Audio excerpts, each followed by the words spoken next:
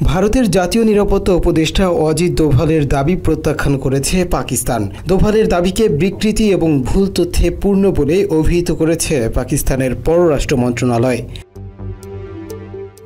সম্প্রতি দোভাল দাবি করেন, ভারত 7 মে চিহ্নিত 9টি লক্ষ্যবস্তুতে সফলভাবে আঘাত করেছে।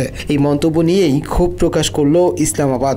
পাকিস্তানের ইংরেজি দৈনিক ডন জানায়, দেশটির পররাষ্ট্র দপ্তরের মুখপাত্র সাবকাত আলী খান সাপ্তাহিক প্রেস ব্রিফিংয়ে শুক্রবার বলেন, দোভালের বক্তব্য জনগণকে বিভ্রান্ত করার ইচ্ছাকৃত চেষ্টা এবং দায়িত্বশীল রাষ্ট্রীয় নীতির লঙ্ঘন।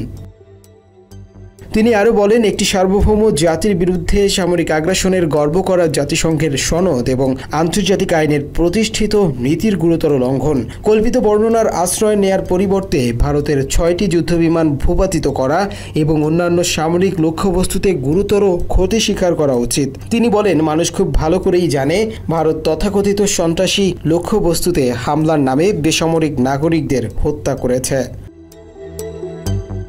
এক প্রশ্নের জবাবে সাবকাত আলী খান বলেন, পাকিস্তানের সন্ত্রাসে পৃষ্ঠপোষকতায় ভারতের জড়িত থাকার বিষয়টি খুবই স্পষ্ট।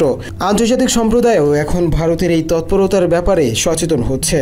তিনি আরও বলেন, প্রাথমিকভাবে ভারতীয় সন্ত্রাসী মদদ শুধু পাকিস্তানকে লক্ষ্য করেছিল, কিন্তু আমরা দেখেছি সাম্প্রতিক অতীতে এটি বিশ্বব্যাপী ছড়িয়ে পড়েছে। যদি এই ভারতীয় কুৎসা রটানো পদ্ধতি বন্ধ না হয়, তাহলে আমরা এর কঠোর জবাব দিব। মাত্র 30% টাকায় জমির মালিক হয়ে নতুন বাংলাদেশের গড়ে তোলার স্বপ্ন দেখা বাংলা বসতি। সাবকাত আলী খান ভারতের কানাডা, যুক্তরাষ্ট্র এবং অন্যান্য দেশের ব্যক্তিদের লক্ষ্য করে হত্যা মিশন পরিচালনা প্রসঙ্গে এই মন্তব্য করেন।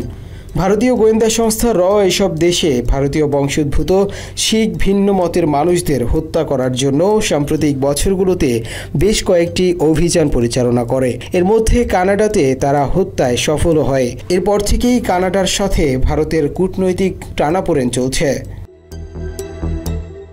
যুক্তরাষ্ট্রেও একই ধরনের চেষ্টা চালায় তবে তারা সফল হতে পারেনি। এই বিষয়টিও দুই দেশের কূটনৈতিক সম্পর্কে প্রভাব ফেলে।